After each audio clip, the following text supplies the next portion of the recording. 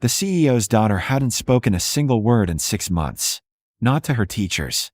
Not to the doctors her billionaire mother flew in from across the country. And not even to the woman who loved her more than anything in the world. The silence wrapped around the Hale mansion like a heavy fog that no amount of money seemed able to lift. Yet one quiet afternoon, while the city's most powerful blonde CEO watched from her office window, the impossible began to happen when a struggling single dad next door said something so simple, so honest, that it cracked open a door everyone else believed was locked forever. Victoria Hale had built Hale Tech from a tiny startup into a multi-billion-dollar empire before she turned 40. Magazines called her the Ice Queen of Silicon Valley, a title she secretly hated but never bothered correcting. Her blonde hair was always perfectly styled, her navy suits tailored with razor precision, and her schedule ran like a military operation. Investors trusted her. Competitors feared her. Employees admired her relentless discipline. But none of that power mattered when she walked through the glass doors of her Seattle estate each night and saw her daughter Lily sitting silently by the living room window. The house itself looked like something from an architectural magazine. 3 stories of polished stone, towering windows, and quiet hallways that echoed with expensive emptiness. Before the accident, Lily used to fill those halls with laughter. She had been the kind of child who asked 100 questions before breakfast, who ran through the kitchen barefoot, while singing songs she made up on the spot. Victoria used to complain jokingly that her daughter talked more in 1 hour than most CEOs did during entire board meetings. Then one rainy November evening, everything changed. Lily's father, Daniel Hale, had been driving home from a charity event when a delivery truck ran a red light on Interstate 5. The crash report said it was instant. The police officer who delivered the news spoke with gentle professionalism. But Victoria remembered almost nothing from that conversation except the sound of Lily's voice echoing in the background asking when Daddy was coming home. The next morning Lily stopped talking. At first everyone assumed it was temporary. Trauma did strange things to children, the doctors said. Give her time. Be patient. Victoria did exactly what successful people always did when faced with a problem. She threw resources at it. Therapists came and went. Specialists recommended breathing exercises, art therapy, and medication. Some were the best in the country, professionals who normally worked with celebrity families and politicians. They spoke in calm, clinical voices about psychological withdrawal and protective silence. Yet week after week Lily remained quiet, her bright blue eyes watching the world with an expression far older than 9 years. Victoria tried everything she could think of. She read bedtime stories out loud, even when Lily never responded. She scheduled family trips to places Lily once loved, Disneyland, the Oregon coast, even a ski resort in Colorado. But the little girl who used to chatter endlessly now communicated only through small nods or the occasional shrug of her shoulders. The silence began affecting Victoria in ways she never admitted to anyone.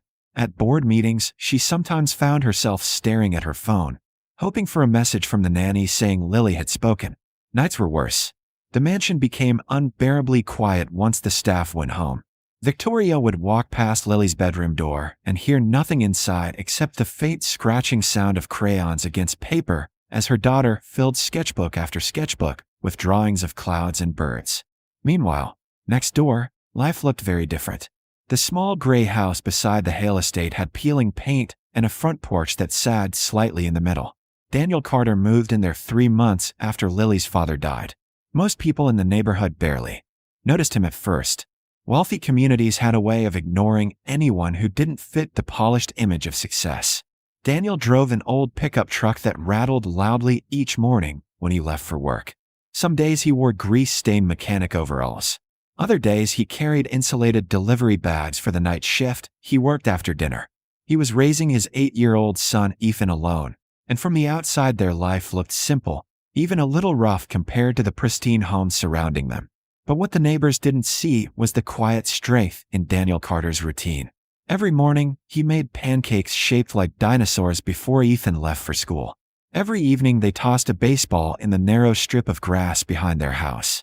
Ethan had his mother's dark curly hair and the kind of curiosity that made him talk to anyone within earshot. It was Ethan who first noticed the quiet girl next door.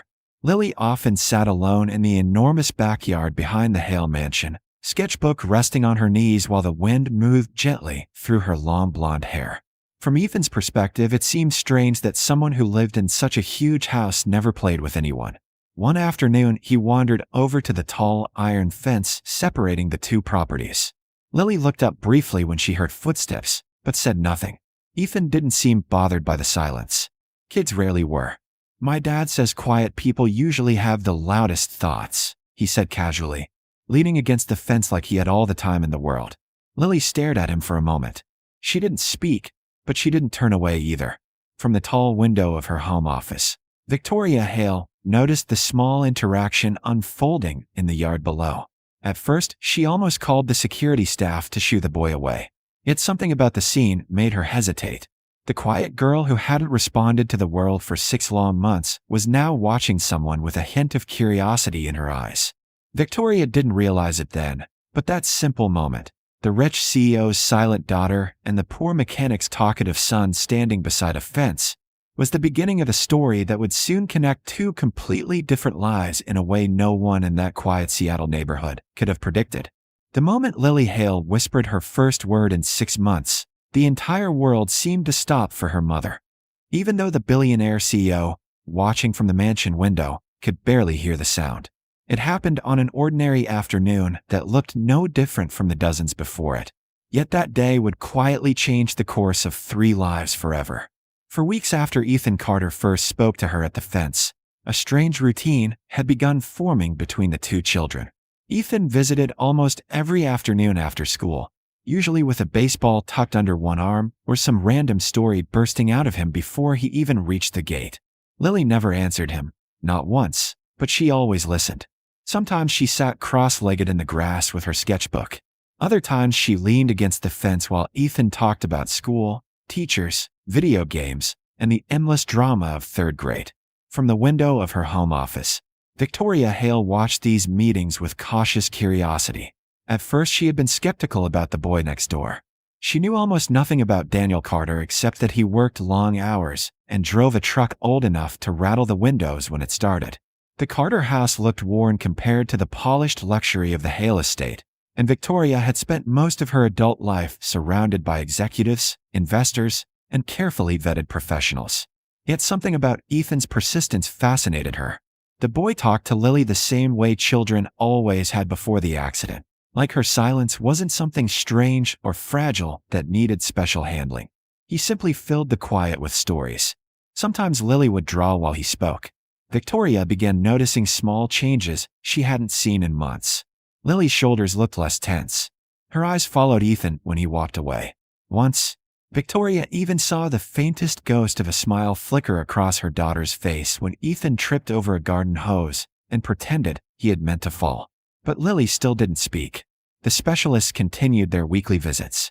Each session ended with the same polite disappointment. "Progress can be slow," they reassured Victoria. "But the important thing is maintaining a supportive environment." The words sounded clinical and distant inside the echoing halls of the mansion. Meanwhile, the life next door continued at its steady, hard-working pace. Daniel Carter spent his mornings at a small auto repair shop across town, where the smell of motor oil clung to his clothes long after he came home. In the evenings, he delivered food orders across Seattle to help cover bills. Money was always tight, but Ethan rarely seemed to notice. To him, the world revolved around baseball practice, homework battles, and the daily adventure of telling the quiet girl next door about everything he had learned that day. One Saturday afternoon, Victoria happened to be working from home when she noticed something different happening outside. Ethan wasn't alone in the yard. Daniel Carter was there too, kneeling beside his son's bicycle with a wrench in his hand, while Ethan explained loudly how the chain had mysteriously exploded during an ambitious jump attempt. Lily sat a few feet away beneath the shade of a maple tree, watching them with the silent patience she had perfected over the past months. Victoria considered closing the blinds and returning to her laptop, but something about Daniel's calm voice drifted through the open window. "You know," he said to Ethan while tightening the chain, "most bike disasters are the direct result of overconfidence." Ethan groaned dramatically. "Dad, that's not encouraging." Daniel chuckled softly and glanced toward Lily, who was quietly observing the scene. Encouragement isn't always telling someone they're amazing, he said gently. Sometimes it's reminding them they're strong enough to try again after they fall. Lily's eyes lifted to meet his for a brief moment. Daniel didn't push for conversation. He simply continued working on the bike like she was just another neighbor kid passing time in the yard. After a moment, he said something that made Victoria pause halfway across the room. Your dad must have been really special. The sentence was quiet, spoken almost casually, yet it landed with surprising weight in the still afternoon air.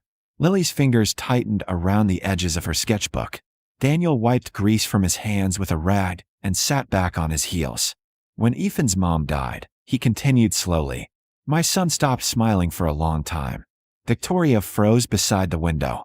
She had known Daniel had lost someone too. Daniel glanced toward Ethan, who was now testing the repaired bike a few feet away. Grief does strange things to people, he said. Sometimes it makes you feel like talking means you're leaving someone behind. Lily's eyes filled with quiet tears. Daniel's voice softened even more. But here's the thing I learned after a while, he said gently. Talking again doesn't mean you love them less. It just means you're strong enough to carry them with you. For a long moment the yard was completely silent. Even Ethan stopped riding and looked over curiously. Lily stared at Daniel with the fragile intensity of someone standing on the edge of something enormous and frightening. Then, barely louder than the rustling leaves overhead, she whispered a single word. Okay. Inside the mansion, Victoria Hale nearly dropped the coffee mug in her hands. The sound had been faint, almost impossible to hear from across the yard, but she knew her daughter's voice well enough to recognize it instantly. 6 months of silence shattered by one soft word spoken to a man who hadn't even been trying to fix her. Down in the yard, Ethan blinked in surprise, his bike wobbling sideways. Daniel didn't react with excitement or shock. He simply nodded once, as if Lily had done something completely normal. And in that quiet moment, Victoria realized something that every expert she had hired had somehow missed. Sometimes the person who reaches a wounded child isn't the one with the most education or the most expensive methods. Sometimes it's just the person who understands exactly what silence feels like. The first word Lily Hale spoke in 6 months was barely louder than the wind moving through the maple trees, yet that tiny sound echoed through her mother's world like thunder. For a long moment after Lily whispered, "Okay," no one in the yard reacted dramatically. Ethan blinked in confusion. Daniel Carter simply nodded as if the moment were the most natural thing in the world, and Lily looked almost startled by the sound of her own voice. But inside the glass walls of the Hale mansion, Victoria Hale felt something inside her chest break open with a mixture of relief and disbelief, so overwhelming she had to steady herself against the window. 6 months of doctors, therapists, and carefully managed conversations had produced nothing but silence. Yet the struggling single father next door had reached her daughter in a single afternoon with a sentence spoken from the heart. Over the next few days, Victoria watched the yard with a kind of quiet fascination. Lily didn't suddenly become the talkative child she had once been, but something had shifted. She started nodding more often when Ethan spoke. Occasionally, she whispered a short answer when he asked simple questions. Each word was soft and hesitant, like someone relearning a language they had forgotten. But every one of them felt like a miracle to the woman who had feared she might never hear her daughter's voice again. The specialists noticed the difference immediately during Lily's next therapy appointment. One of them praised Victoria's consistent emotional support strategies. Another credited the art therapy program they had been recommending for months. Victoria didn't argue, but deep down she knew the truth had nothing to do with expensive programs or carefully structured treatment plans. The change had started in the backyard with a quiet conversation beside a broken bicycle. A week later, Victoria decided to do something she almost never did. She walked next door. The Carter house looked even smaller up close, its wooden steps worn smooth by years of use. A wind chime rattled softly above the porch while Ethan's laughter echoed somewhere inside. Victoria felt strangely nervous as she knocked on the door, a feeling she hadn't experienced in years of negotiating billion-dollar deals with powerful executives. Daniel Carter opened the door a moment later, wiping his hands on a grease-stained cloth as if he had been fixing something again. For a second, he looked surprised to see the famous CEO standing on his porch. Victoria realized she had never actually spoken to the man who had changed her daughter's life. "Mr. Carter," she began carefully. "I wanted to thank you." Daniel leaned lightly against the doorframe, clearly unsure where the conversation was going. "For what?" he asked. Victoria hesitated. Saying the words felt oddly emotional after everything she had been through. "For helping Lily," she said finally. "She spoke again because of something you said." Daniel shook his head slowly. "I didn't help her," he replied in the calm voice Victoria had heard in the yard. "I just told her something someone once told me." Victoria frowned slightly. "Someone told you that?" Daniel nodded. "A counselor at the hospital after my wife died," he said. I wasn't talking much either back then. For the first time, Victoria truly looked at him, noticing the quiet strength in his posture and the tired lines around his eyes that suggested years of carrying responsibility alone. "You never told Lily what you used to do?" she said slowly. Daniel gave a small shrug. Didn't seem important. But it was important, and Victoria soon learned why. Before his wife became sick, Daniel Carter had spent nearly 10 years working as a trauma counselor for military veterans returning from overseas combat zones. His job had been helping soldiers who had lost friends and family find their way back to normal life. He had listened to stories of grief, guilt, and silence so heavy it sometimes lasted years.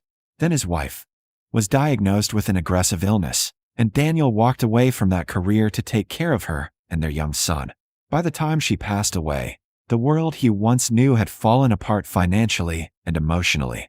Fixing cars and delivering food had simply been the fastest way to survive.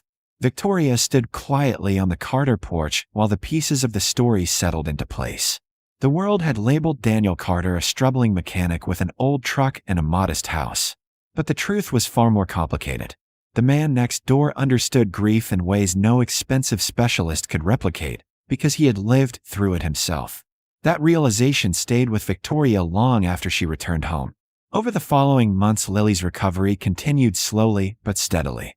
She began speaking more often with Ethan, laughing occasionally during their backyard games. She returned to school part-time and even surprised her teacher by volunteering to read a short paragraph aloud during class. Each small milestone felt enormous. One evening during dinner, Lily looked up at her mother and said something that made Victoria pause mid-bite. "Ethan's dad helps people with broken hearts," she said simply. Victoria set down her fork and smiled gently. "Yes," she replied. "I think he does." That night, long after Lily went to bed, Victoria sat alone in her home office thinking about everything that had happened since the day Daniel Carter moved next door. For years, she had believed the world could be fixed with enough resources and determination. But her daughter's silence had shown her the limits of that belief. Money could build companies and influence markets. It could fund hospitals and hire experts. Yet the thing that finally helped Lily heal had been something far simpler. Honest understanding shared between two people who recognized the same pain. The idea that formed in Victoria's mind that night would eventually grow into something much larger than she first imagined. Within a year, the Hale Foundation for Grieving Children was created, funding counseling programs across the country for families who had lost loved ones and couldn't afford professional help. And when Victoria offered Daniel Carter the opportunity to help design those programs, he accepted with the same quiet humility he had shown the day Lily spoke again. At the grand opening event months later, reporters gathered around Victoria and Lily for photos, while children played in the background of the newly built community center. Someone eventually asked Lily what had helped her find her voice again after so many months of silence. The little girl thought about the question carefully before answering. Then she pointed across the room to where Ethan and his father were laughing together near the entrance. "My friend's dad told me something important," Lily said softly. The reporter leaned closer. "What did he say?" Lily smiled in a way that reminded Victoria of the bright, talkative child she had once been. "He said talking again doesn't mean you love someone less," she explained. "It just means you're strong enough to carry them with you." Victoria followed her daughter's gaze across the room toward Daniel Carter, realizing that sometimes the most important people in our lives are not the powerful executives we meet in boardrooms or the experts we hire to solve our problems. Sometimes they are simply the neighbors next door, quietly carrying their own stories of loss and strength, waiting for the moment when a few honest words can help someone else find their voice again.